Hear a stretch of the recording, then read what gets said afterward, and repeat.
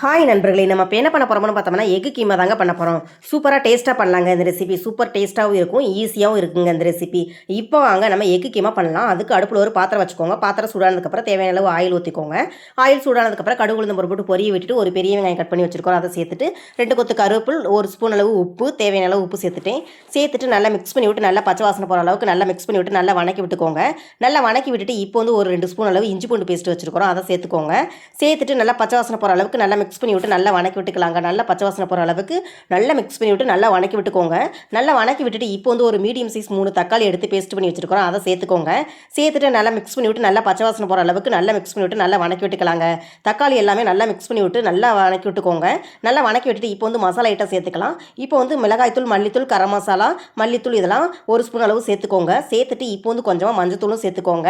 Pepper தூள் 1 spoon சேர்த்துக்கிறேன். சேர்த்துட்டு மசாலா எல்லாமே சேர்த்துட்டு நல்லா மிக்ஸ் பண்ணி விட்டு நல்லா வணக்கி விட்டுக்கோங்க. நல்லா வணக்கி விட்டுட்டு இப்போ வந்து கொஞ்சமாக தண்ணி சேர்த்துக்கோங்க. தண்ணி சேர்த்துட்டு நல்லா மிக்ஸ் பண்ணி விட்டு நல்லா வணக்கி விட்டுக்கோங்க. நல்லா வணக்கி விட்டுட்டு இப்போ வந்து லைட்டாக கொதி வரட்டுங்க. பாருங்கள், லைட்டாக கொதி வந்துருச்சு. இப்போ வந்து பாயில்டு எக் வந்து ஒரு 5 எக்கை வந்து நம்ம சின்ன சின்னதாக கட் பண்ணி வச்சுருக்கோம். அதை சேர்த்துக்கோங்க. சேர்த்துட்டு இப்போ வந்து மசாலா எல்லாமே நல்லா எக்கில் நல்லா மிக்ஸ் ஆகிற மாதிரி நல்லா மிக்ஸ் பண்ணி விட்டுக்கலாங்க. பாருங்கள், நல்லா மசாலா எல்லாமே நல்லா எக்கில் நல்லா மிக்ஸ் ஆகிற மாதிரி நல்லா மிக்ஸ் பண்ணி விட்டு நல்லா வணக்கி விட்டாச்சு.